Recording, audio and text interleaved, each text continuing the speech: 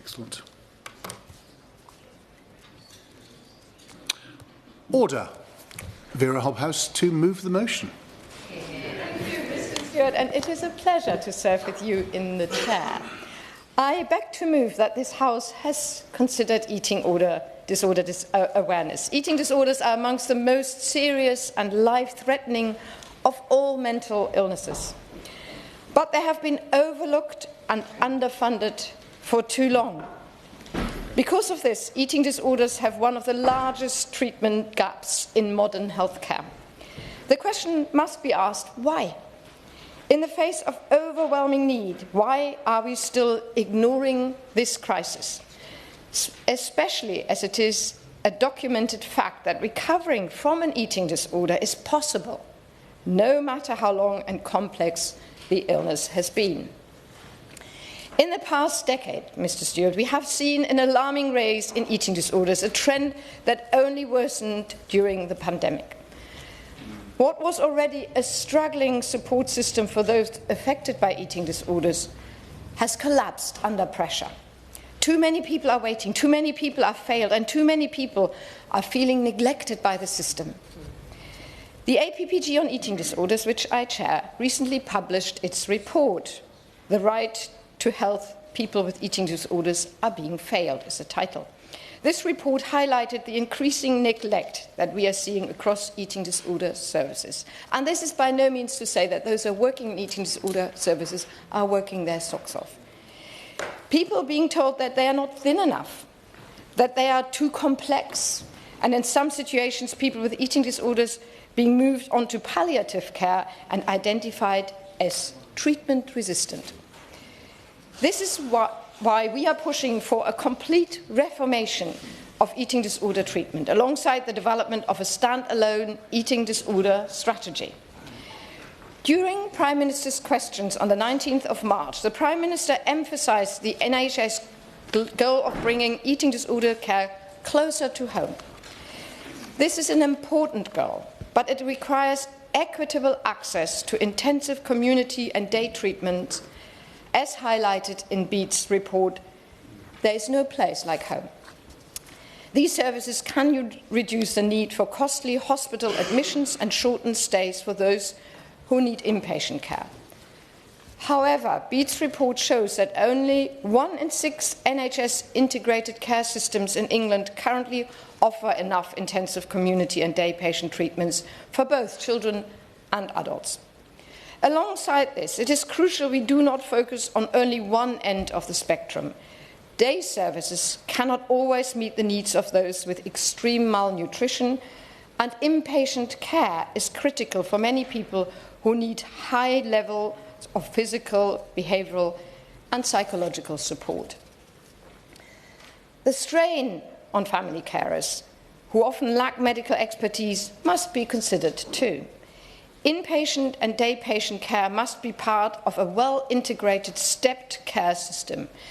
If these services are not coordinated nationally, gaps will form in the care pathway and patients may fall through the cracks.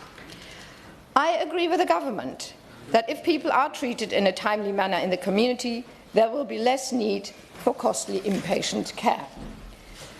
But before we make any changes, we must ensure that all levels of care are adequately funded and can work in tandem to provide the best possible support. I recently had the privilege of hearing Nikki Smith share the story of her courageous daughter, who has been in inpatient services for over a decade. Unfortunately, during her long stays, she has not always received the treatment she needs. Her current stay is now in its 21st month. For the last 8 months, her team has been trying to find an alternative placement for her complex needs. Sadly, she's been rejected by every service she has applied to and now faces discharge. Nikki and her daughter acknowledge that while some inpatient units are better resourced than others, being in inpatient care has saved her life and continues to do so. Over the last 12 years, the community eating disorder teams provided limited, inconsistent support. This caused a rapid relapse, sometimes in just a few weeks, leading to low BMI and frequent readmissions, often to inappropriate units like general hospitals or acute mental health wards. Ultimately, she was readmitted to a specialist eating disorder unit each time under a mental health section 3 admission. This is the only way she can complete meals without the need of a nasogastric feed. As well as being deeply moving, this story really drives home the importance of well-resourced specialist eating disorder units. We cannot cut back on these essential services and force those who are unsuitable to be discharged into community care. Specialist units are essential for keeping people alive, safe, and supported as they work towards recovery and reintegration into everyday life. This must continue alongside investment in community and day treatment programs. To tackle eating disorders and develop effective treatments, we need to understand them fully. Worryingly, the International Alliance of Mental Health Research funders found that eating disorders accounted for just 1% of the UK's already severely limited mental health research funding between 2015 and 2019. This is despite people with eating disorders accounting for around 9% of the total number of people with a mental health condition. Recent funding announcements are even more cause for concern. The Royal College of Psychiatrists has found that 24 out of the 42 integrated care boards plan real-term spending cuts to children's eating disorder services in the current financial year. This would result in real-term cuts of well over £800,000. These planned spending cuts come amid a backdrop of severely stretched children and young people's eating disorder services. A 13% increase in referrals in the last 12 months, 13% in the last 12 months. High thresholds to access services resulting in more young people being in crisis. Almost 800 urgent referrals still waiting for treatment at the end of December 2024. And a 30% true vacancy rate for all eating disorder consultant psychiatrist positions across England as of March 2023. Following these troubling findings, can the Minister assure all of us here today and across the country that all ICBs will invest sufficiently in these vital services in 2025, 2026 and beyond? Mr. Chair, as well as an increase in funding, we must take a close look at measures to protect children from harmful online eating disorder content. There is growing evidence that social media is linked to an increase in eating disorders amongst young people. Algorithms are showing harmful content to vulnerable people. These include posts promoting fasting non-stop for days on end as a healthy lifestyle. There is the online trend of thin inspiration posts, which glorify unhealthy weight loss. There have also been cases where, even after users have blocked certain accounts, they still see content that promotes eating disorders. In research conducted by the Centre for Countering Digital Hate, a fictional UK-based 13-year-old user watched a video about eating disorders for the first time. Following the video, 1 in 4 suggested videos were for harmful eating disorder content. Over half were for content relating to eating disorders or weight loss. Under the Online Safety Act, YouTube will have a responsibility to protect children from primary priority content like eating disorders. Yet, YouTube still does not appear to be taking this seriously. In fact, algorithms are actually pushing this content in order to increase engagement. Harmful content viewed online can push children further into eating disorders that have a drastic effect on their health, well-being, and life chances. From the evidence I have seen, I am concerned that even when the Online Safety Act comes into force, these actions of these media giants may not change. This truly, truly worries me. Social media is not the cause of eating disorders.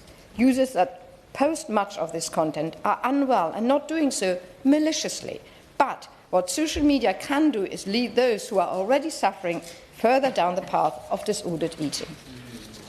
More needs to be done to hold social media companies accountable to legislation like the Online Safety Act. Another issue of grave concern is the need for more accurate recording of eating disorder-related death and a better understanding of the factors contributing to them. As we know, eating disorders are one of the most life-threatening mental illnesses. However, all too often, they are not explicitly listed on death certificates, despite being a significant factor in the person's death. For example, some suffering from anorexia and severe malnutrition may have their cause of death recorded as organ failure without any mention of the underlying eating disorder. This is a crucial gap that we must address. The APPG has heard firsthand from people who have experienced the heartbreak of losing a loved one to an eating disorder. One particularly moving example is that of the Lawrence Trust, a Northern Irish charity founded by Lawrence's family after his tragic death. Lawrence had struggled with bulimia and depression and eventually suffered a fatal heart attack. His mother Pam shared with the APPG that his death certificate did not list the eating disorder as a contributory factor. Instead, the cause of death was recorded as undetermined. This misclassification not only deprives family of closure, but also hinders our understanding of the true scale of eating disorder-related fatalities. In order to better prevent these deaths in future, we must ensure that coroner's reports accurately reflect eating disorders as contributory factors. Only by tackling these deaths can we gain a clearer picture of the impact of eating disorders and take meaningful steps towards prevention and improved care. Accurate recording will raise awareness and ultimately save lives. It is high time that eating disorders are treated with the seriousness they deserve. We are all well aware of the many different parts of the NHS that require additional funding. However, I have simply heard far too many harrowing stories about delays to treatment, inadequate care and premature inpatient discharge. Now is the time for change. I'm happy to give way. Thank the Honourable Member for giving way. In my constituency of Horsham, I had a particularly upsetting case of a constituent. Their daughter had significant mental health and behavioural issues that were very difficult to deal with, but then as a consequence of those not being dealt with, she then developed eating disorder as well. The only place that they could send her to that could cope with this combination of factors was in Yorkshire. My constituency is in West Sussex. It was an extraordinary burden on the family. We need provision across the country to deal with the cases that present. Well, I totally agree, and unfortunately there is a massive postcode lottery, so services need to improve across the country so that everybody, like his constituent, can actually get the treatment they need and as close to home as possible, because of course carers are so important and that the family can see their loved ones. In the last year alone, more than 30,000 acute admissions for eating disorders were recorded. 30,000. That's a vast number. What was already an overstretched and under-resourced support system for those affected by eating disorders has now become a national emergency. Our APPG report sadly proved these systemic failures are costing lives. It is clear we need an urgent and comprehensive overhaul of eating disorder care and treatment in this country, by ensuring that we do not lose our important inpatient care, but also by massively improving community and day treatments. And I would also add to what my honourable friends have said. If these eating disorders or the underlying mental health disorder is not prevented or cared for early enough, then everything becomes so much worse further down the line. I repeat that we must address the role of social media plays in promoting eating disorders and harmful content, especially to young people. We also cannot even begin to understand the depth of this crisis without accurate data regarding eating disorder-related death. I hope, Mr. Chair, that I hope the government has heard what I have said today and will act fast and decisively to ensure that eating disorder sufferers finally receive the treatment and care they all deserve. And may I say at the end, I've been Chair and Vice Chair of the Eating Disorders for the last 6 years. 6 years, yeah? It is a long, frustrating time to see something that one wants to actually get better to get worse. So I hope today is maybe the start of when we are turning a corner. Thank you very much. I remind members that they should bob if they wish to be called in the debate. The question is that this House has considered eating disorder awareness. I will bring in an informal guide for members. If everyone were to speak for around 4 minutes, then hopefully we can get everybody in. And I call Rebecca Long-Bailey. Thank you, Mr. Stewart. It's a pleasure to serve under your chairmanship, and I'll thank the Honourable Member for Bath for a fantastic and articulate and passionate speech, and I want to thank her for the work that she's done along with the all-party group on this very important issue. Now, according to Beat Eating Disorders, there are at least 1.25 million people in the UK. That's 1 in 50 people living with an eating disorder. And as we know, they're complex health conditions, often misunderstood or undiagnosed, and that often prevents people from reaching out for help. But even when somebody is brave enough to reach out for help, or they reach a crisis point that requires intervention, they often struggle through a complex, underfunded system that doesn't provide the comprehensive help that they need. Now, in January, as we've heard, the All-Party Group on Eating Disorders published a stark report, and the report stated that NHS admissions for eating disorders exceeded 30,000 admissions for the first time in 2023 to 24. And it said that eating disorder services have become worse rather than better over the past few years, and that some NHS trusts are discharging patients with a body mass index of less than 15 and even as low as 11.1. Worse still, the most recent report from Beat Eating Disorders, There's No Place Like Home, found that only 1 in 7 NHS areas in the UK are providing the recommended level of intense community and day treatment for both children, young people and adults, with 6% offering it for children and young people and only 10% offering it for adults only. Now, that's a staggering statistic, but as we know, behind those statistics lie the real human stories which truly highlight the inadequacies of the system as it stands, and the heartbreak that those individuals and their families go through. Now, I've dealt with, over the years, a number of cases, and there was a particularly harrowing case a few years ago of a teenage girl whose weight had dropped so low that she was in life-threatening crisis a number of times. And nearly every time she needed hospital admission, her family was informed that there were no specialist beds available.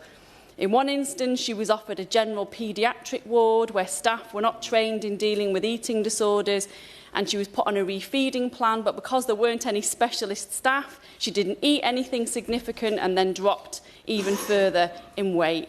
On another instance, she was offered a bed on an adult psychiatric ward, which is a frightening place for any teenager.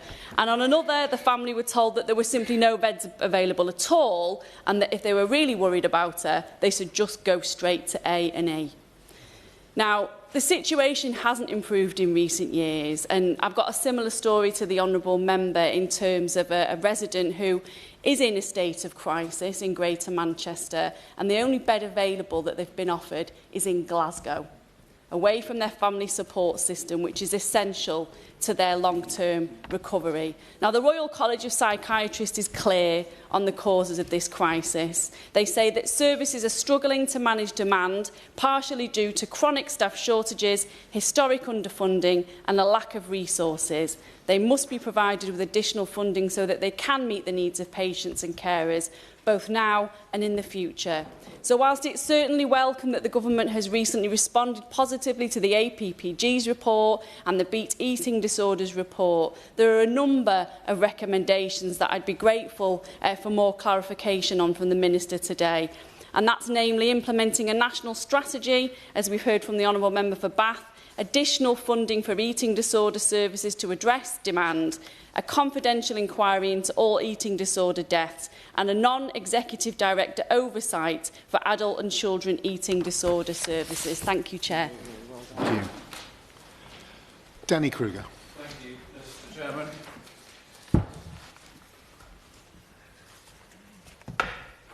Let me start by acknowledging and thanking the Honourable Member for Bath for her long campaign on this topic and for bringing this debate today and for all that she's done, and I'm afraid probably will have to continue to do for a while on this agenda, but I want to entirely endorse the campaign that she and the Honourable Lady have just explained in terms of the things that need to happen. And let me just start by acknowledging the utter tragedy that eating disorders present to families and to young people.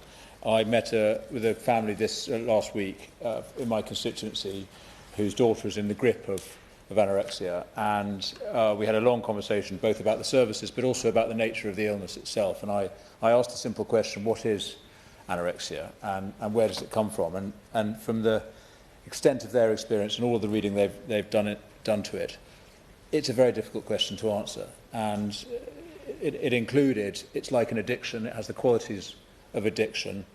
There's a genetic component, apparently. There's a link with autism, apparently. As the Honourable Lady suggested, there's a clear social contagion element to it, and I think her points about social media are extremely important. It just strikes me that in many ways it's an illness of modernity. It's a consequence of the pressures that young people, and indeed older people, can face in this very difficult world that we live in. And that suggests that a multiplicity of responses are appropriate. I want to quickly pay tribute not just to the colleagues here and on the APPG and across the House who campaign on this, but also to campaigners from outside Parliament: Chelsea Roth, Hope Virgo, Agnes Ayton and others who I've got to know in the last couple of years. I honour their expertise and their commitment to this. As the Honourable Lady says, and as it can't be pointed out too often, eating disorders generally, and anorexia in particular, are treatable illnesses. The services are in an absolute crisis, as we've heard from honourable members. But we should never lose hope or acknowledgement of the fact that these illnesses are treatable. There is clearly a desperate confusion in the NHS between the physical and the mental dimensions, particularly when it comes to the extreme acute phase of anorexia. We know it is the most dangerous mental illness in terms of the tragedy of death. But clearly there is a lot to do in terms of reconciling the mental and the physical sides of our health service. And I do need to acknowledge, and I know the Honourable Lady and I are on different sides on this, and the Minister and I have been debating this over the last month or so, but there is a real concern for me about the terminally ill adults end-of-life bill, because we know that currently in our NHS there are patients diagnosed with eating disorders, and anorexia in particular, who are categorised as terminally ill by the system and put on a palliative care pathway because the system decides that their condition is not in fact treatable. And I think it is scandalous, and I think it is tragic that people who have a condition which is eminently treatable are categorised as terminally ill. And my great concern is that if we were to pass that bill, we would end up with people being diagnosed as eligible for for an assisted death. And crucially, I will give way in 1 second. Let me just finish my point. I think it's very important to acknowledge that in other countries where they do have assisted dying laws, in 100% of the cases we know about, and our understanding is that in all those jurisdictions, people with anorexia have qualified and been given assisted death. In all of those cases, they pass the capacity test that we would apply here in our country. So that is my great concern. I'm happy to give way to the Honourable Lady. And forgive me, Chair, because I know I take other people's time. It is important that we stress that an eating disorder is not a terminal illness, and therefore it should not fall under that legislation. But I know that we agree on that one. I think we disagree on the fact how he worries how it would be treated in the future practically. But an eating disorder is not a terminal illness. I'm very grateful. I'll wrap up, Mr. Chair. I'm grateful to the Honourable Lady, and I entirely agree, and I think it is absolutely vital, I'm sure the Minister would agree too, that we need to stress that point. So let me just conclude. I agree with the Honourable Lady and with the other member who spoke that we need a complete reformation, in her words, of the system, and I won't repeat the points of the campaign which I endorse. I am deeply concerned about the prospect of cuts to to eating disorder services. It is a great shame that the proportion of NHS spending that's going on mental health is declining. I think that is very significant. I want to just finish by paying tribute to sufferers themselves, these amazing people who battle through this awful illness. Mostly girls, but also young men. As a young man, I know who's still in the grip of this condition, and their families. And just to emphasise, and I'm sure the Honourable Lady would from her experience, there is hope. And we must not give up on these young people. We must absolutely provide the services that is needed. We need to get our systems and our society right. Thank you. Dr. Scott Arthur. Thank you, Mr. Chair, and it's a pleasure to serve under you today. And I do want to start by paying tribute to the member for Bath, who introduced this debate. When I was first elected last year, I cared about eating disorders, but through her work on the APPG, I've really come to understand them much, much more. And I also have to pay tribute to the Secretariat, Hope Virgo, who it's almost insulting to describe her as a Secretariat because she is such a powerhouse and she really cares about this issue. And I made the mistake of doubting the ambition of the EPBG, but through both the Member for Bath and Hope, we've made great progress, actually, fantastic progress. And through them, I was also shocked to find out that people are entering palliative care, others have mentioned this, because of eating disorders. And that's a disgrace, and it's also a sign that the whole system is failing people, and largely young people with facing this disease. And I do hope the Minister will accept that that's unacceptable when he responds to this debate. But I do want to talk a little bit about Scotland, because I am a Scottish MP. And the situation there is just as stressed, from my perspective, as in England. But I do want to end with a slight glimmer of hope with what's happening in Scotland. So since I've been elected last July, I've met people from Edinburgh South West who are facing eating disorders. I met a parent whose daughter had waited for months for a consultation, and they were filled with hope as that date arrived, only to find out that that was just a triaging slot to decide whether or not the person should be referred to formal treatment, which itself was further months away. And I also met a parent whose daughter had been admitted to hospital, and she was released over a few days to see if she could cope at home. She couldn't cope at home, but when they took her back after the weekend, she was told the bed space had gone, and that left them in absolute crisis. And I'm not surprised that there's pressure on admissions, because the amount of people admitted in Scotland has increased substantially since 2007, and it almost doubled during COVID. So the system is under real pressure in Scotland. I spoke to the Chief Executive of my NHS board about this, and she described the state of eating disorder treatment in the Lothians as being at the absolute minimum level acceptable. And I think we know what that would mean for many families. I then contacted the Cabinet Secretary for Health and Social Care, Scotland's equivalent of West Streeting, if you can imagine that. And he replied with lots of talks about frameworks, strategies, and something alarming called a flexible funding stream, which didn't fill me with too much hope. But he did outline how they'd commissioned a review back in 2000, and in 2024 they've now got a template that they can roll out across the country for what eating disorder treatment should be like. I'm slightly wary of this because in Scotland we have lots of fantastic policies.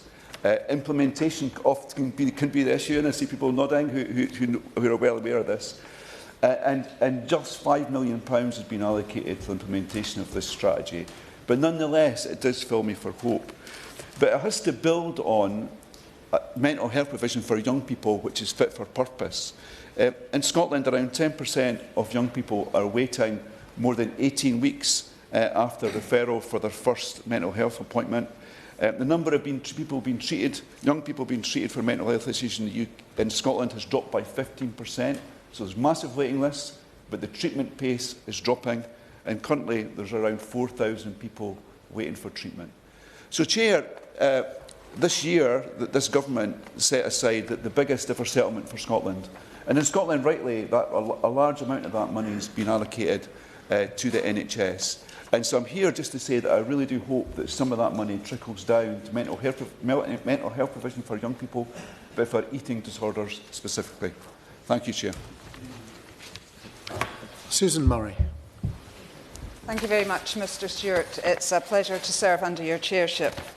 I would also like to thank the Honourable Member for Bath for bringing this forward and for all the work that she has done.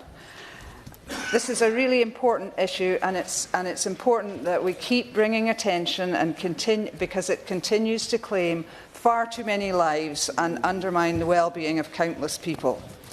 Recent statistics, as we've been hearing, show the severity of the challenge. Among 11 to 16-year-olds, the number with an eating disorder rose from 1 in 200 in 2017 to 5 in 200 in 2023. While hospital admissions have doubled in the past decade, and as we know, these hospital admission places are not always the most appropriate destination. More alarming still, rates among 17 to 19-year-olds surged from around 1 in 100 in 2017 to over 12 in every 100 young people in last year. Despite these worrying statistics, eating disorders are viewed often through a narrow lens. Conditions like muscle dysmorphia are increasingly affecting teenagers and are challenging as the stereotype of what an eating disorder is. This is a dangerous condition, and it can lead not only to disordered eating, but in some cases to the use of anabolic steroids or other performance-enhancing substances, as we're increasingly seeing. As has been said already, social media platforms play an influential role in shaping perception of body image and can sometimes fuel these destructive conditions.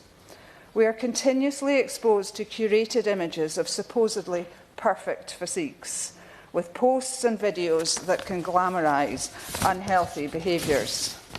While social media has the potential to serve as a space for positivity and connection, we must recognise that it can also intensify body-related anxieties and push vulnerable individuals towards extreme measures. Rather than letting this content spread unchecked, it's vital to ensure that any material glorifying unhealthy lifestyles, whether that means severe calorie restriction or steroid use, is firmly curtailed, while healthy, evidence-based advice is made readily available. We must address eating disorders not just by looking at the initial health impact, but by looking at the wider environment and by taking a holistic, preventative approach. We should support educators and parents, as well as healthcare professionals, in understanding how to identify early warning signs. At the same time, those responsible for digital platforms must be held to account for the environment they create and the potentially harmful messages they allow to be shared. Designing algorithms to highlight balanced, medically sound advice rather than misleading or extreme content would be a significant step in minimising the harm and guiding young people towards healthy lifestyle choices. Given the growing impact of eating disorders and related conditions like body dysmorphia, I urge the Government to recognise the growing threat. By combining robust health education with online protections, we can take the first step towards safeguarding the next generation from an epidemic that has already caused so much damage. We owe it to our children and young people to make sure that they can learn, socialise, grow and celebrate difference. I absolutely support my honourable friend's call for an eating disorder strategy as the first step. Thank you. Chris Vince. Thank you, Mr. Stewart, and it's a pleasure to serve under your chairmanship. And I thank the honourable member for Bath for securing this extremely important debate and for the work she and others have done on the APPG for eating disorders. I come to this debate today because I wanted to speak up on behalf of many people who have suffered from eating disorders, both past and present. And I confessed having a personal interest of one of those people is my mum. Like many people who suffer from anorexia, my mum developed this disorder as a teenager, and like many, it came from being bullied by her peers at school. And without wanting to give away my mum's age, because that's something that she would never forgive me for, you will appreciate that was a little while ago, although I still believe it has a huge amount of impact on her even today. I can only begin to imagine the additional pressure young people suffer now that abuse and bullying doesn't end at the school gate, but extends online, with negative comments, memes, and unrealistic and sometimes AI-generated body images. In fact, we know it has worsened a great deal since the pandemic, with approximately 1.25 million people in the UK having some sort of eating disorder. And that includes 1 in 8 17 to 19-year-olds in England reporting to having an eating disorder in 2023. Speaking to a resident in Harlow who wishes to remain anonymous, I know this is as much an issue in my constituency as it is anywhere else, and I would really take this opportunity to urge anyone struggling with an eating disorder in Harlow to reach out. A service lead for eating disorders at EPUT described eating disorders as typically developing in adolescence and early adulthood and leading to a change in a person's brain, body and behaviour. And he also said that early intervention is essential in reversing these changes and improve the likelihood of full recovery. And more recently than that, the Royal College of Physicians said that services are struggling with the demand. In February of this year, the government said NHS England would proceed processing an update commissioning guidance on eating disorders. So can I ask the Minister, obviously with the recent announcements on changes to NHS England, what this will mean to the publication of that guidance? I want to finish by once again thanking the APPG for their work on this really important issue and the work of BEATS. And I think particularly in publishing their report and publishing some really important data on eating disorders. The Honourable Member from Bath spoke a lot about the lack of data and the lack of understanding about eating disorders. I have to say, in researching this particular debate and looking at data for my constituency of Harlow, that information, that data was sorely lacking. And I think, you know, I very rarely have a Westminster Hall debate when I don't mention young carers. And I would say that, you know, this has an impact on carers and young carers as well. And I really want to echo the points made by the Honourable Gentleman with regards the lack of the postcode lottery, shall we say, in terms of support for people with learning disorders and eating disorders. And he makes a really valid point. I would add to that as well that actually for families who have to go long distances like Glasgow to actually care for a loved one with an eating disorder, there's obviously a huge cost impact on that, and actually therefore it does have disproportionate impact on those living in poverty or low income families. So I'll finish by saying a massive thank you to the member for bringing forward this. I look forward to hearing the Minister's responses. Jim Shannon. First of all, can I wish you well in your new role as Chair, your first debate. I wish you well, and I'm sure you'll keep us all in order. I know you will. You're always in order in the Chamber, of course, so that sets the example, you know. I jest, of course. You know. Can I commend the Honourable Lady for Bath for leading today's debate and thank her for all the years that she has in this Chamber, in Westminster Hall, and the main Chamber has spoken about this issue. I think the Honourable Lady has to be greatly commended for that, and I thank her. So very grateful to be here to make a contribution. As Chair of the, Mr Chairman, as a DUP health spokesperson, I've indeed dealt with many issues in my office where people have been suffering with eating disorders and seeking help and support that will benefit them long term. And just to give some brief background to the situation in Northern Ireland, which I always do in these debates because it replicates what others have said and what others will say. Eating disorders present a significant health concern back home, which affects all age groups. A study found that some 16.2% of 11 to 19-year-olds in Northern Ireland met the criteria for a probable eating disorder. We were quite worried about it in Northern Ireland, and I know I am in my constituency of Strangford. It's absolutely shocking. In addition to this, between April 22 and March 23, the charity BEAT delivered 603 helpline sessions to individuals aged 18 to 22 in Northern Ireland, and that represents a 225% increase. Massive and very, very worrying. Actually, Mental Health have revealed this year that between 50 and 120 people develop anorexia, while around 170 develop bulimia. Worrying figures. There are also around 100 admissions to hospital for eating disorders every year. Again, it shows what's happening. And I know that's not the Minister's responsibility for Northern Ireland, but the reason why I add this into the debate is because it does tell how things are back home, and I want to give an example of one of the good things, one of the examples of how we've managed to overcome it. There are so many risk factors, Mr Chairman, include things like genetics, psychology, trauma, abuse, and a large one for young people today, social media. The Honourable Lady referred to it in her introduction. It's important too that it's remembered that eating disorders can impact anyone, not just young people and not just women. It's been said that early intervention is essential to improving outcomes and reducing the length of the disorder. One issue that is proven common is that there are real stigmas around eating disorders, and more often than not, people suffering feel extreme shame as well. So listen, I'm happy to, yeah. I thank the member for giving way. Would agree with me on the issue of sometimes sufferers feeling shame, that this is an issue that wider society needs to grapple with. Often the case of self-denial, that there is a problem when others can see that there is, and the empathy that needs to be shown, as well as the data and the support that needs to be given to try and overcome the problem.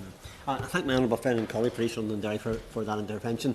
Mr Chairman, he, as he always does in his interventions and his comments, gives wise words and reminds us of the pressure that is on everyone. It's important that our schools have the tools, and I want to refer to that. They need to support young people who may be suffering or on the verge of suffering with a serious eating disorder. There are programmes such as the BEATS School Professional Online Training. The SPOT is called for abbreviated, which was introduced to enhance teachers' abilities to identify and respond to potential signs. There is potential for further teaching within our local schools for promoting the dangers of social media and often how it is not positive reflection of reality. Young people do not have to look a certain way and in fact are often unaware of the health dangers that eating disorders have, which is completely distorted by social media and the internet. Back in 2012, I want to give this example. Back in 2012, my constituent came to see me. I know their mum and dad very well. They both serve in the PSNI, and their daughter, they were extremely worried about her. I think it wouldn't be an exaggeration to say, Mr Chairman, that she was probably on the point of death. She went to the Health Minister, was Edmund Putz. They approached me. I came and spoke to the Minister over here. We were able to get her transferred from Northern Ireland to St Thomas's, just across the bridge, Mr Chairman. And today, that young lady has been cured. She's a mother, she has 2 children, she's a business. All those things happen because of what happened here with the coordination between Northern Ireland and between the Health Ministry here. So there is good news at the end of it. I conclude with this, Mr Chairman. However, when it comes to our mental health and the services that deal directly with eating disorders, there must be improvement in terms of funding to ensure there are access for people who need them. So it becomes behavioural therapy, nutrition, education, monitoring, and in some cases important care and hospitalisation. So I look to the Minister for his commitment to ensuring there's a priority, and also that he will engage further with the Education Minister and the devolved nations to ensure that schools are equipped to protect young people and have the knowledge of early signs that require potential help. Thank you so much. Perrin Moon. Muraz, thank you, Mr Stewart, for your chairship, and I'd also like to thank the member for Bath for bringing this important debate. I declare an interest that I'm also a member of the Eating Disorder APPG, and as has already been mentioned, recent data suggests that 1 in 8 17 to 19-year-olds in England have an eating disorder, a massive increase from less than 1% in 2017, and on average, young people are now waiting almost 3.5 years to get treatment. My relationship with anorexia began 9 years ago. It's a story that I'm sure resonates with many thousands of other parents the length and breadth of Britain, and is frankly a massive part of why I became an MP. My story began when I took a phone call from a teacher at my daughter's school. She asked me to come and collect her as she passed out having not eaten breakfast or dinner. Over the course of the next few months and years, my daughter, whose relationship with food had already become terribly distorted, unbeknown to me, was clutched by anorexia, and its claws dug deeper and deeper into her as she slipped into a desperately poorly state. She became too unwell for school, and the pressure of her exams wore like a ton of bricks on her as the anorexia gave her cruel outlet of control, which sits behind so much of this that she sought in her life. As a parent, as a father, our most solemn undertaking is to protect and nurture our children. Against this terrible illness, I was utterly useless. As her illness took hold, I became more and more angry, first with her, then with others, and then with the system. It was only years later that I had to have it explained to me that that anger was actually driven by fear. I was impotent to support my daughter, and worse still, I was incapable of finding anyone else that could provide her with the care she so desperately needed. And here is the killer blow, Mr Chair. The only way she could qualify for life-saving support was if she became critically ill. So ill, in fact, that she was staring death in the face. So sitting at the kitchen table for hours, watching your emaciated child looking terrified at a small plate of food in front of her and hoping that she does not eat it, she becomes so ill that she qualifies for the support that she needs, those truly shameful thoughts are etched on my conscience and visit me every single day. They've left an indelible stain on my soul. And for having those terrible thoughts, to my daughter, wherever she is, if she sees this speech, I want to say,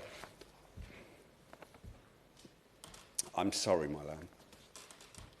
How could a system be so warped as to make a parent feel that the only way for their own child to get the support... Yeah, happily give way. I congratulate him for being so brave to talk about his own experience. I, too, have a daughter who suffered from an eating disorder, and although she wasn't quite as ill as he describes his daughter's illness, I am still visited by these hours, and although they're many years ago, when I was gripped by fear and anxiety, and it is only by sharing these stories that we can ultimately bring all of this to light. And I, again, want to say thank you for being brave to share that. I thank you. How could a system be so warped as to make a parent feel that that way about their own child, the thing that they love most and more than anything else in the world? Measuring the criticality of eating disorders in BMI is a medieval evaluation, hopelessly inadequate to the needs of the sufferer. Proper psychological assessments need to be undertaken at the earliest identification of a problem, with a package of appropriate measures being applied thereafter, dependent on the severity of the case. My daughter spent two periods of 6 months in hospital. She recovered her health and is today working in the NHS in mental health services as a senior assistant psychologist, using her own painful experience to offer others the care and support she never had.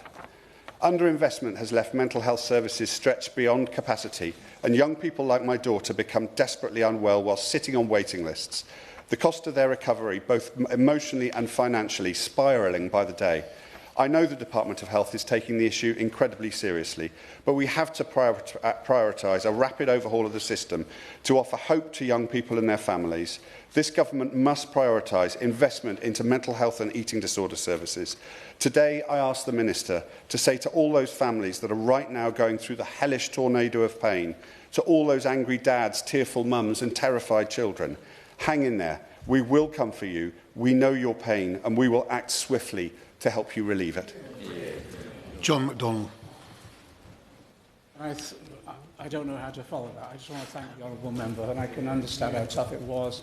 Can I also put on record, we all agree that the Honourable Member for Bath is a star in working on this right the way throughout, and also Hope Virgo and Agnes and all the others behind the scenes.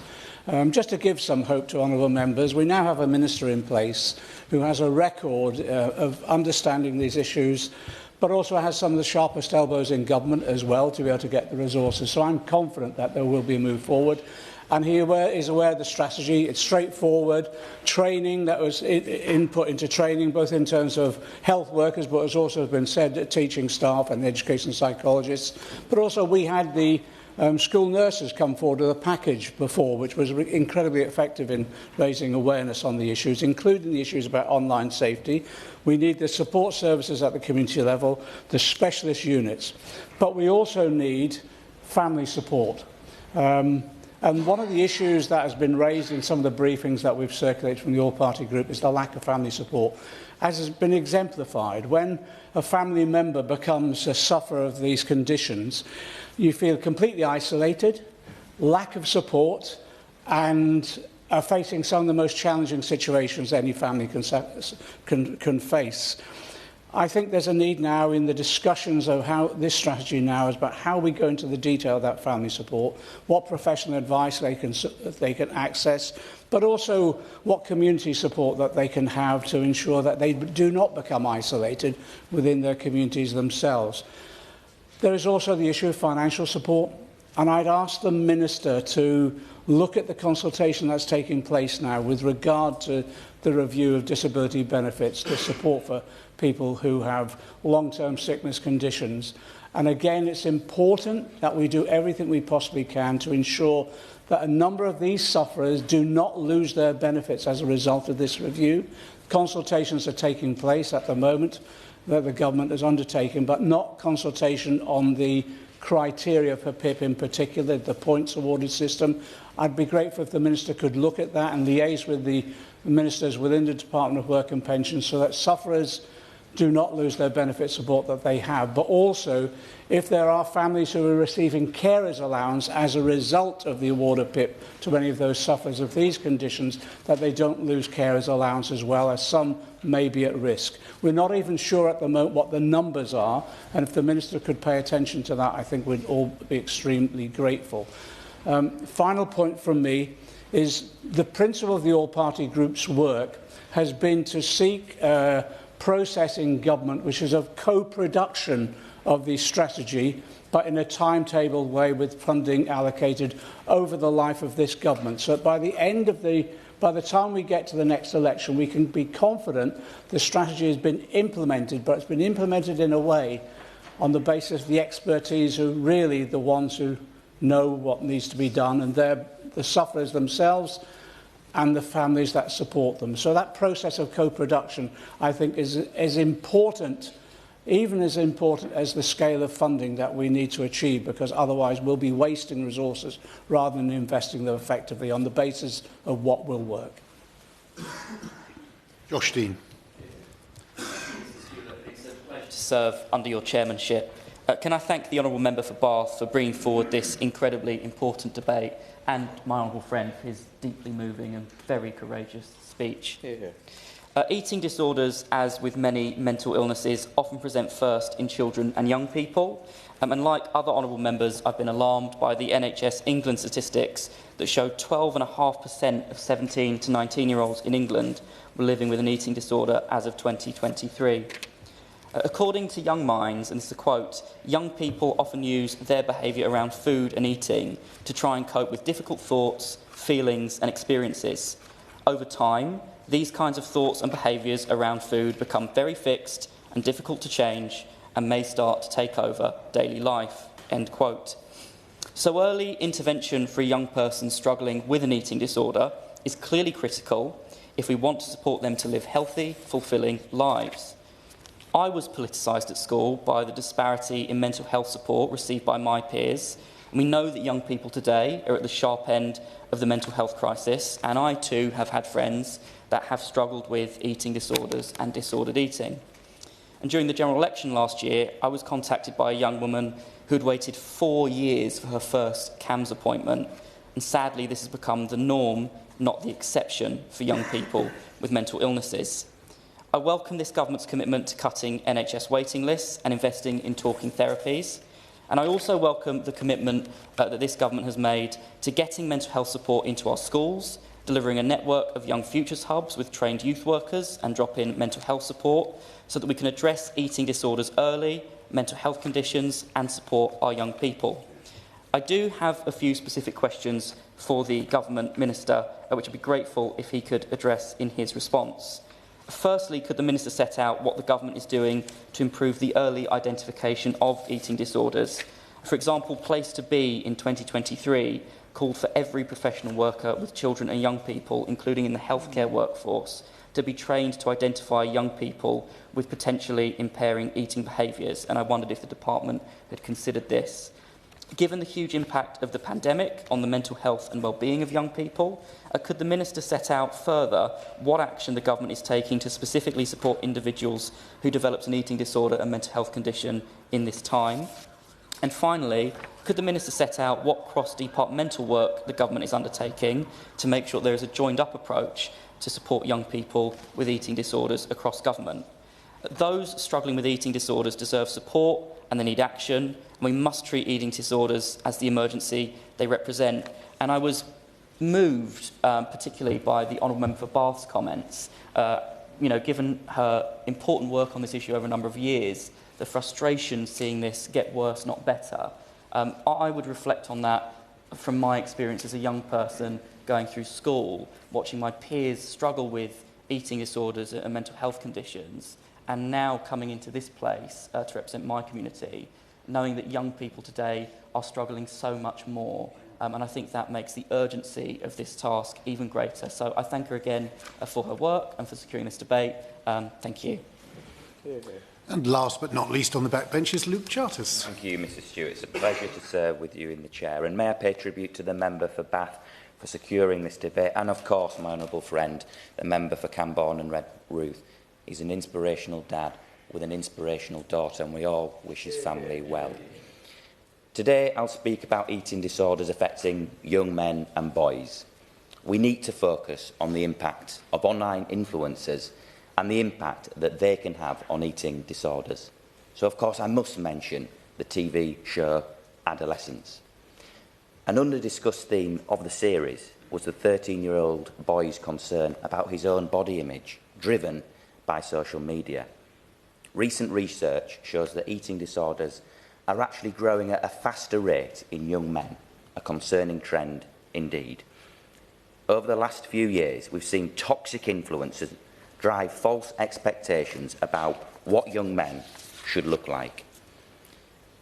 As such, some young boys are being diagnosed with a lesser condition called bigorexia or muscle dysmorphia.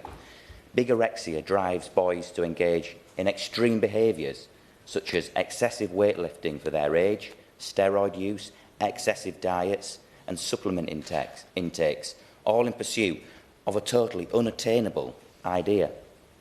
Gym bros and fitness influencers are pulling impressionable young men and boys into a false sense of security about many products.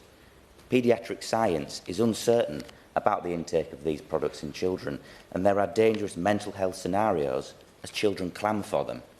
Such products are often marketed with cheap deals and attractive flavours, be it blazing berry or creatine candy. The issue here is also the lack of advertising regulation.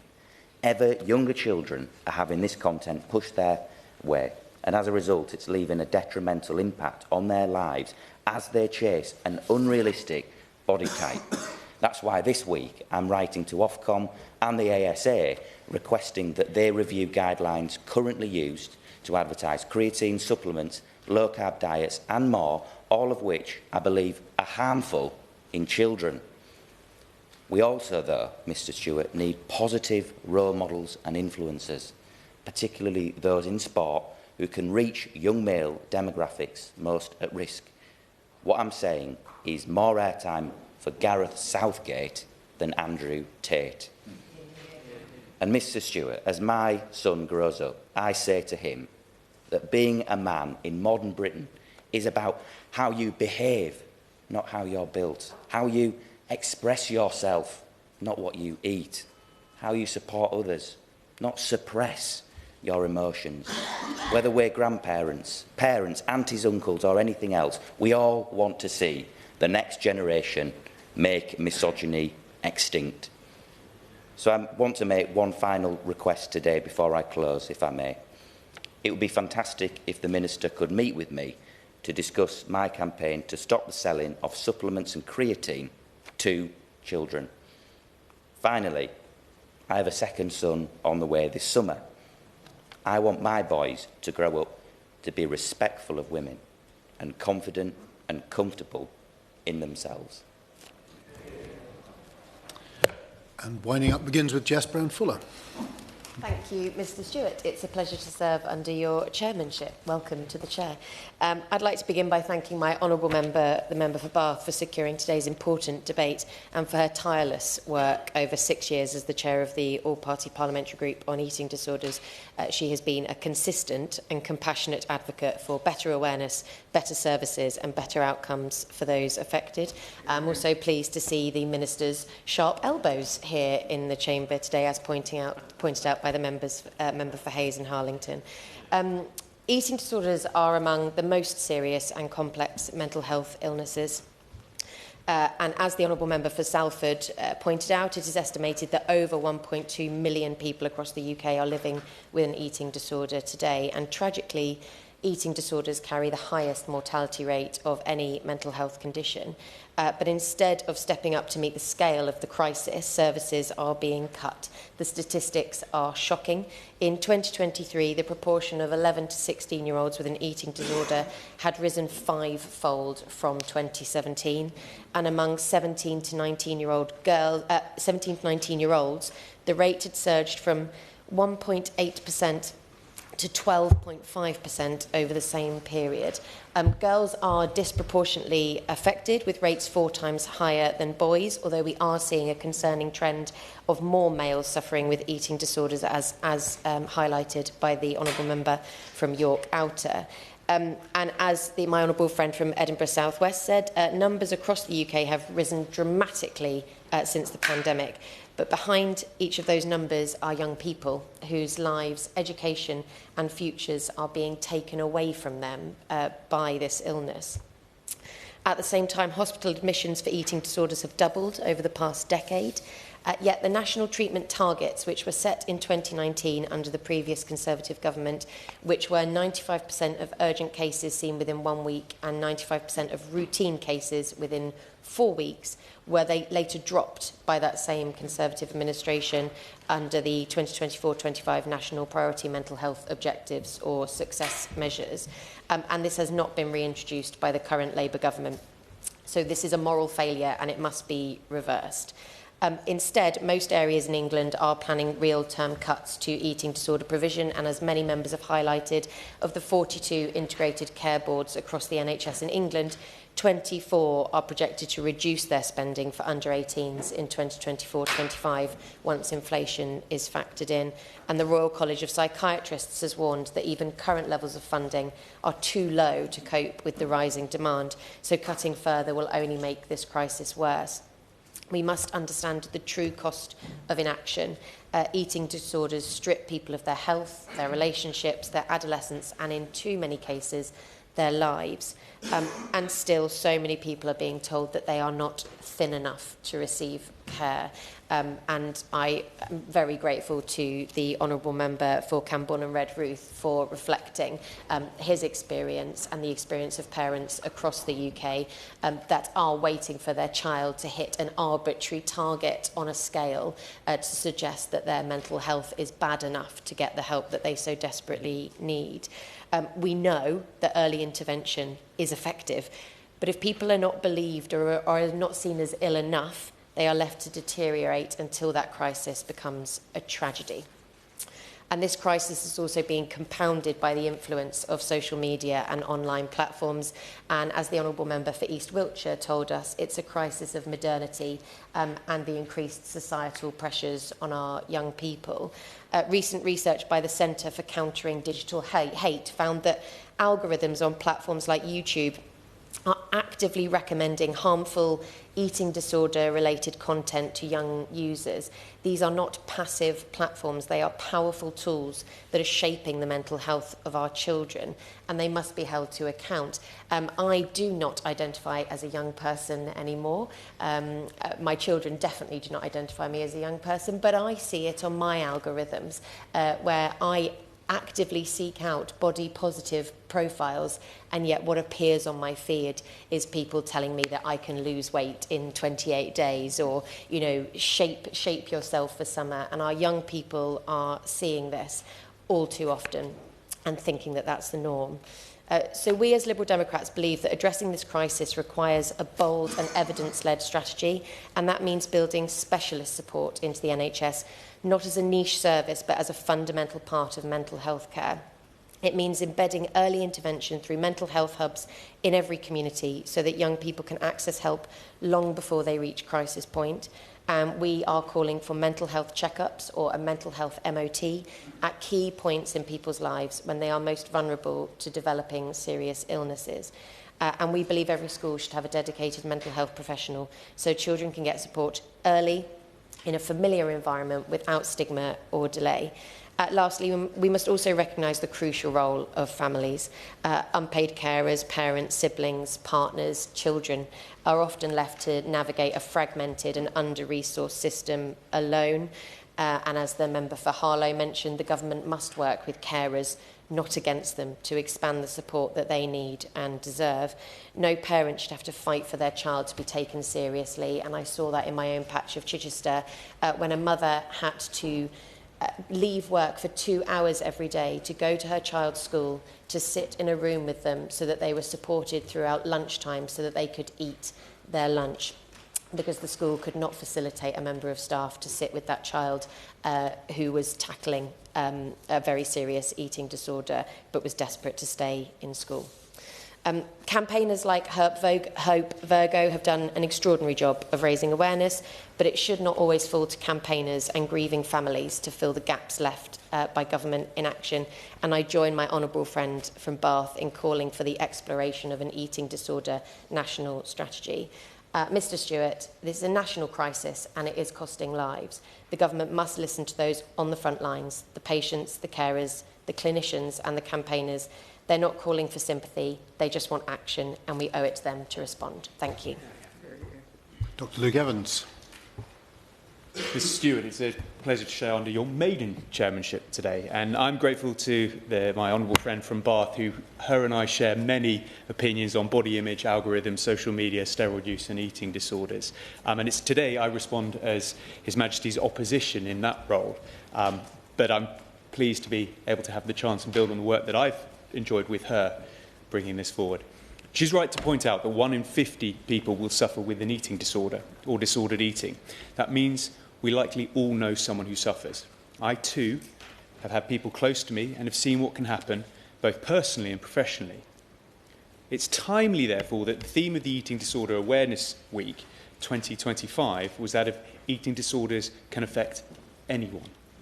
And that's an important fact to recognise. Why? Because we know eating disorders have some of the worst outcomes of any mental health diagnosis. Early intervention is key to break that cycle. Without doing so is not only devastating for the patient, but for the families and friends, the health service, and ultimately society. Now, disordered eating can take a variety of forms, from limiting the amount of food eaten, eating very large quantities of food at once, getting rid of that food through unhealthy means, through purging, laxative misuse, fasting or excessive exercise, or a combination of all of these, which can be one of the reasons it's so damaging. You see, in other medical issues like alcohol, drugs or gambling, the aim is abstinence.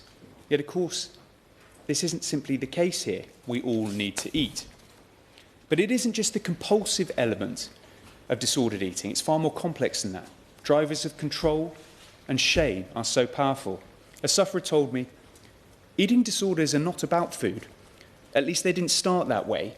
We, the eating disordered, started by using dysfunctional eating habits and starvation to control our feelings and gain a sense of control of the world around us. This soon spiralled into a dangerous daily obsession of reaching our ultimate unattainable goal, being thin enough.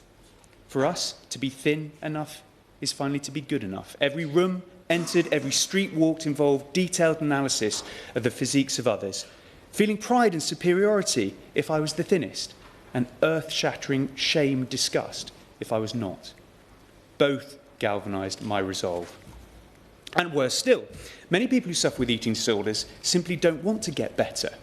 The disease doesn't want to let them get better. The quote goes on, "My eating disorder gradually robbed me of my happiness, my relationships, my health and my sanity. The insanity is that despite all this, I could not stop. I did not want to stop. I was petrified of change. Thinness had become my identity, and starved attachment was my way to cope with the feelings and my life." So my experience is that sufferers of depression and addiction would bite your hand off for a magic bullet. Alas, the same isn't the case for eating disorders, and this is the barbarity of the disease. Yet we know catching it earlier can make all the difference, and hence debates like this can dramatically help to do that. Awareness and prevention. Beat's own survey from December and January gathered findings on lived experience of eating disorders from 1,900 people, which showed 4 in 5 people thought that greater public awareness would make them feel more comfortable to talk about their eating disorder. 2 in 3 would not feel comfortable about talking to their teacher. 2 in 3 would not feel comfortable talking with their line manager. And 2 in 3 would not feel comfortable talking with a colleague. So more needs to be done to make it acceptable. The COVID-19 pandemic, and lockdown specifically, contributed to a surge in demand for children and young people's eating disorders. It's no surprise with the lack of control in a lockdown. In Q1 of 2021-2022, 3,400 people were treated, compared to 1,900 people in Q1 of 2019-2020. Now, we have seen some recent glimmers of hope from the data on waiting times for children and young people in eating disorders service. Recent data showed that between October and December 2024, 350 out of 433, that's 80% of urgent referrals to children's eating disorders, were seen within 1 week. During the same time period, 2,064 out of 2,251, that's 81%, routine referrals were seen within 4 weeks, but more still needs to be done.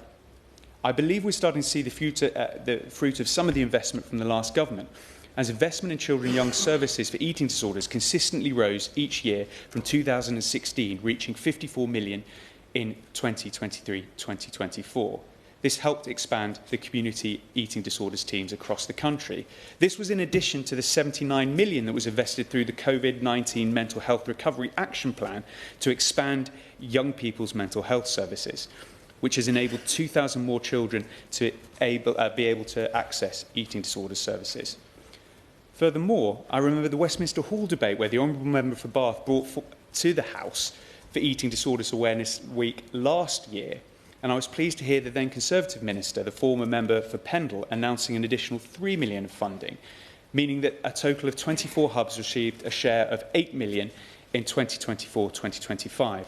That's more than double the original target of funding 10 hubs, and organisations across England will all benefit from this. These are, of course, positive steps, but the new government should accelerate this momentum. In October last year, before I was made a Shadow Minister in the Health Department, I called on the Honourable Member for Gorton and Denton to convene an expert roundtable to discuss eating disorders, given the challenges faced by governments in tackling this issue. While the Minister at this time did not commit to it, he stated the following: "When we were in opposition, we gave support to the then government, and I can assure the honourable gentleman that we will do everything we can to support people who have eating disorders and get the right provision and support at the right time for those people who need it." Therefore, I renew this question to the Minister present today. Will he look to convene a cross-party roundtable of experts and campaigners? Will he also commit to a national eating disorder strategy as requested by the APPG in their report? Now, since taking office, the government has consistently reaffirmed its commitment on children and young people's mental health. However, progress is unclear. There are a couple of key tangible commitments made in the Labour manifesto that I'd like to ask the Minister for an update on. Firstly, Labour promised to recruit 8,500 new mental health staff. Can the Minister tell us how many extra mental health staff have been recruited since the government took office, and how many will be targeted for eating disorders? Labour's manifesto also promised, I quote, "provide access to specialist mental health professionals in every school so every young person has access to address problems before they escalate." This builds on the work by the Conservative government to have mental health support teams in 35% of schools by the end of 2023, which it was achieved, and to be across all schools by 2024. Of course, the election punctuated this. So could the Minister update the House on what progress is being made on this commitment? And what assurances can the Minister provide to eating disorder services, given that spending on mental health is projected to reduce as a proportion of overall spend in 2025-2026, which the government announced last week in its written statement?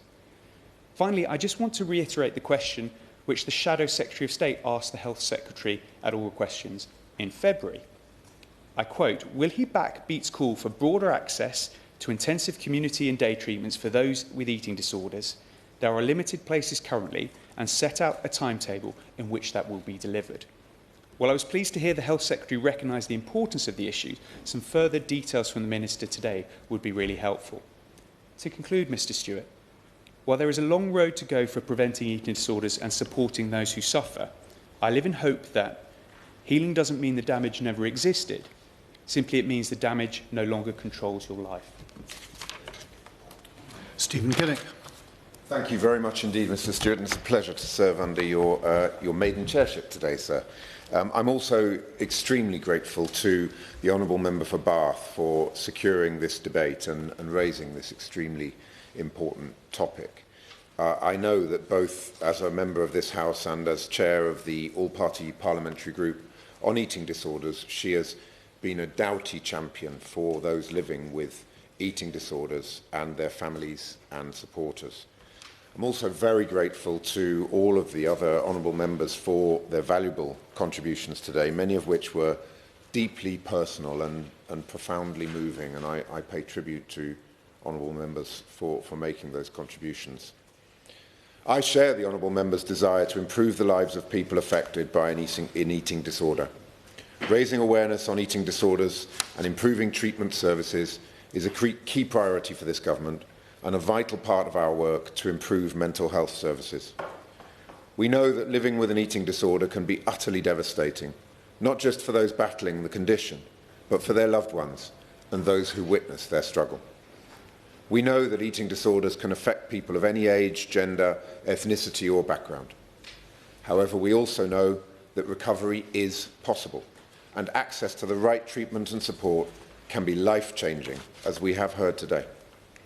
Mr. Chair, while record investment and progress have improved access to eating disorder services, the reality is clear. Demand has surged, especially since the pandemic, outpacing the growth in capacity. We must do more to ensure that everyone who needs support can get it without delay. I will give way. He's making a very, very powerful point. Demand is surging, and yet it seems that investment from ICBs are actually going to fall. How can that be possible, and how is that morally acceptable? I thank the Honourable Lady for that intervention. The national funding has increased over the years, as she will know. The question is, does that funding channel through to ICBs?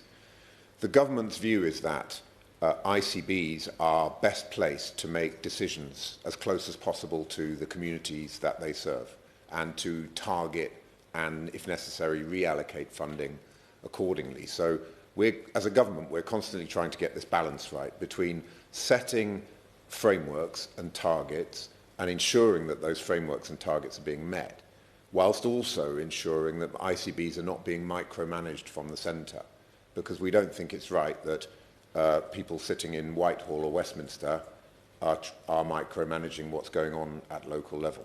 But we are absolutely clear that every ICB must meet its targets, whilst we also are clear that it's up to the ICB to take decisions as close as possible to the communities that they serve. Sadly, we've seen the prevalence of eating disorders in children and young people sharply increase since 2017. In 2023, NHS England published follow-up results to its survey on the mental health of children and young people. The report found that the prevalence of eating disorders in 17 to 19-year-olds rose from 0.8% in 2017 to 12.5% in 2023. Unfortunately, Mr. Chair, we're also seeing the prevalence of eating disorders rising amongst adults. The 2019 Health Survey for England showed that 16% of adults over 16 screened positive for a possible eating disorder. Whilst these figures do not mean that the individual had a confirmed eating disorder, they present a worrying situation which we must address by continuing to promote both awareness and early intervention. This surge in demand has inevitably made meeting our waiting time targets more challenging. However, we do see that our services and clinicians, backed by new funding, are supporting more people than ever before. These services are changing and saving lives. As honourable members will know, we've kept in place the access and waiting time standard for children and young people who are referred with eating disorder issues. This sets a 95% target for children with urgent cases to begin treatment within 1 week, and children with routine cases to start treatment within 4 weeks. Figures released last month showed that whilst the level of referrals and demand for services has begun to stabilise during the past year, the number of children entering treatment has reached a record high of 2,954 last quarter. This shows that the extra funding is enabling services to begin to meet the extra pressures caused by the pandemic. Similarly, the number of children entering treatment within the target time has reached a record high. Of the 2,954 children entering treatment last quarter, 2,414 were able to access that treatment within the 1 week urgent target and the 4 week routine target, a rate of 81.7%. This is the highest figure recorded since NHS England began collecting this data in 2021. But we absolutely do recognise there's still far more to be done to ensure that patients with eating disorders can access treatment at the right time. The Honourable Member has quite rightly focused this debate on the importance of awareness. Raising awareness on eating disorders is the first step towards early intervention to prevent the devastating impacts eating disorders can have on people's lives. To support this, NHS England is currently refreshing guidance on children and young people's eating disorders. The refreshed guidance will highlight the importance of awareness and early recognition of eating disorders within schools, colleges, primary care and broader children and young people's mental health services. Now, a number of colleagues have asked when the guidance will be published. I can say that my officials are working hard on this with specialists and that the guidance will be published later this year. The existing mental health support teams, supplemented by the specialist mental health professionals, we will be providing access to in every school in England, will support school staff to raise awareness and identify children and young people showing potential early signs of an eating disorder. Through these interventions, children and young people can be given early support and help to address problems before they escalate. Community-based early support hubs for children and young people aged 11 to 25 also play a key role in providing early support for young people's mental health and well-being. Early support hubs provide open access, drop-in mental health services that assist children and young people with a range of issues, such as eating disorders, at an early stage without the need for a referral or doctor's appointment. I'm pleased to say that this year, thousands more young people will receive support with their mental health, thanks to £7 million of new funding for 24 existing community-based early support hubs to expand their current offer.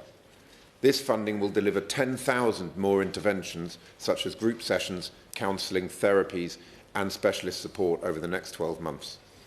Looking forward, we're also committed to rolling out open access Young Futures hubs in communities.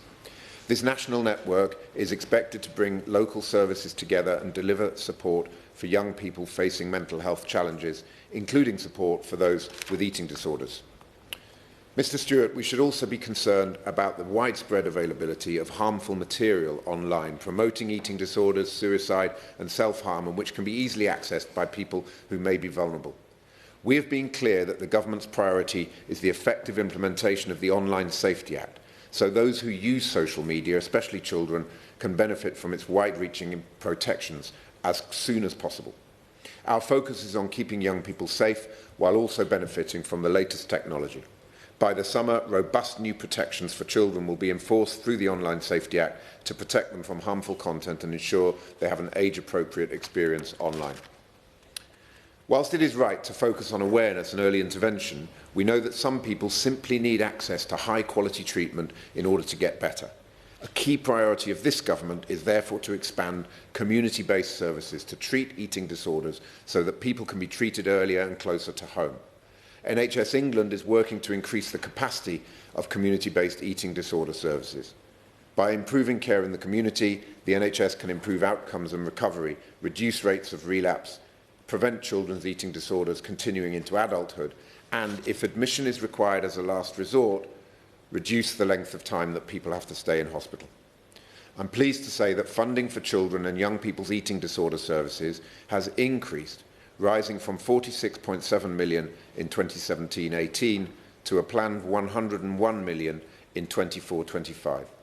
With this extra funding, we can focus on enhancing the capacity of community eating disorder teams across the country. We're also committed to providing an extra 8,500 new mental health workers across children and adult mental health services to cut waiting times and ensure that people can access treatment and support earlier. Through the 10-year health plan, this government will overhaul the NHS and ensure that those with mental health needs, including those living with eating disorders, are given the support that they need. Mr. Chair, I share the honourable member's concern around accurate recording of deaths to understand the extent to which eating disorders and other factors have caused or contributed to deaths.